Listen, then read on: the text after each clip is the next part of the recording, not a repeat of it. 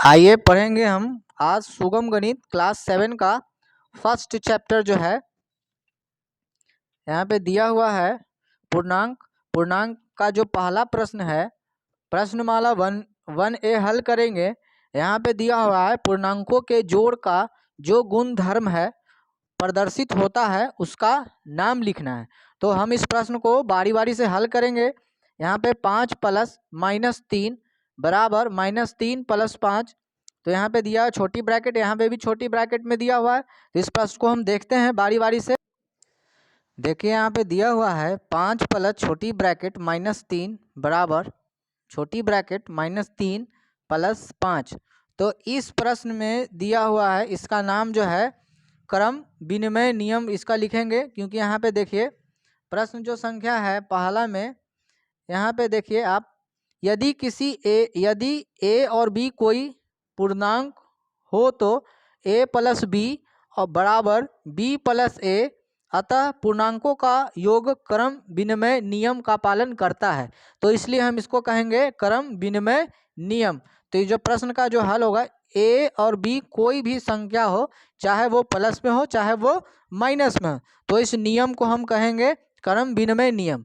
यहाँ क्योंकि यहाँ पे पूर्णांकों का घटाव क्रम विनिमय नहीं होता है, यहाँ पे बराबर नहीं होगा, क्योंकि जोड़ में करेंगे तो जो मान पालन करेगा, लेकिन घटाव में कहेगा तो पालन नहीं करेगा।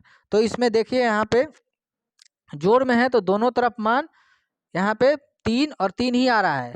तो इस प्रश्न का जो है जोड़ में मान नियम पालन करेगा और घटाव में नहीं करेगा। तो इस प्रश्न का जो है उत्तर जो हो जाएगा वो क्रम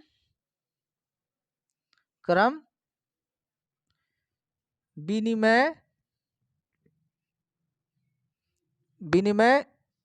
लिखेंगे। इस प्रश्न का जो उत्तर है वो नियम गुणधर्म है क्रम विनिमय नियम।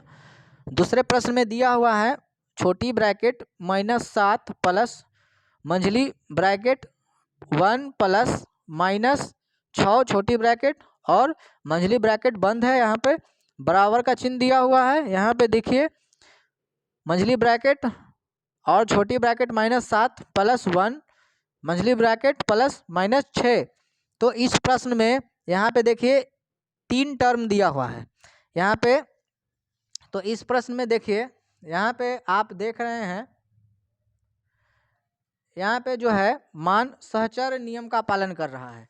सहचर नियम में जो है यहाँ पे a b c कोई 3 पूर्णांक होगा तो a + b + c ब्रैकेट में लिखेंगे, और यहाँ पे देखिए बराबर का चिन्ह, एक बार a + b और +c बाहर करेंगे तो पूर्णांकों का योग सहचार नियम का पालन करता है और पूर्णांकों का घटाव सहचार नियम का पालन नहीं करेगा। तो इसमें जोड़ में कह रहा है जोड़ में पालन करेगा, तो इस नियम का जो नाम है वो सहचर्य नियम है। ठीक है, इस प्रश्न को आई होप ये समझ चुके होंगे। यहाँ पे देखिए 3 टर्म दिया हुआ है a + b + c बराबर यहाँ पे जो है a + b और c बाहर है। तो इस नियम को जो है बोलते हैं सहचर नियम। क्या बोलते हैं? सहचर नियम बोलते हैं। यहाँ पे दिया हुआ a + b और b + c, फिर ब्रैकेट में a + b और +c, ये जो है इस सहचर नियम का पालन करता है। तो अब हम दूसरे प्रश्न को देखेंगे।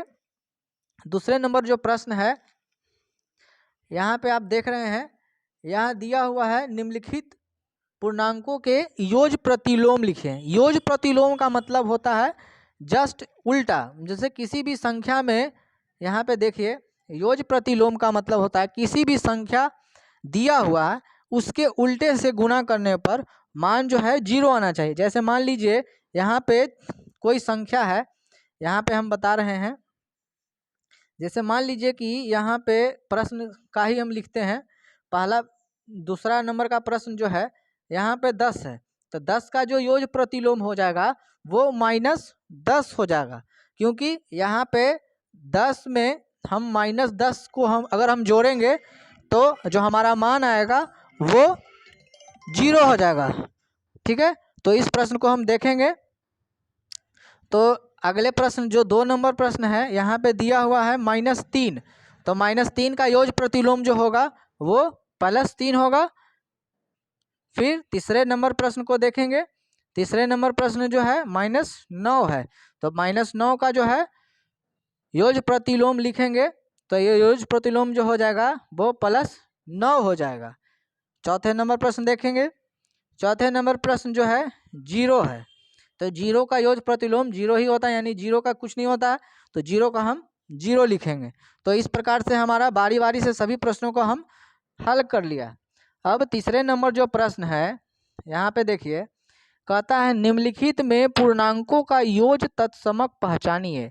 तो योज जो तत्समक है, यहाँ पे आप देखिए, यहाँ पे दिया हुआ है कि योज जो तत्समक होता है वो, यहाँ देखिए, किसी भी संख्या में अगर हम 0 जोड़ेंगे तो मान वही संख्या आएगा। जैसे मान लीजिए हम 1 में 0 जोड़ दिए तो 1 आ जाएगा, और यहाँ पे दिया 0 में किसी भी संख्या में कोई संख्या जोड़ेंगे तो वही संख्या आएगा। यानी जो है पूर्णांकों का 0 को योग तत्समक कहते हैं। तो जो हमारा आंसर होगा वो तीसरा नंबर का वो 0 आ जाएगा। आई होप ये वीडियो अच्छा लगा होगा, आपको पसंद आया होगा। वीडियो जो जितने प्रश्न है वो आपको समझ में आया होगा। अगर समझ में आया होगा तो आगे भी हम कंटिन्यू करेंगे, चैप्टर जो है 1 भी हल करेंगे नेक्स्ट वीडियो में। तब तक के लिए धन्यवाद। जय हिंद।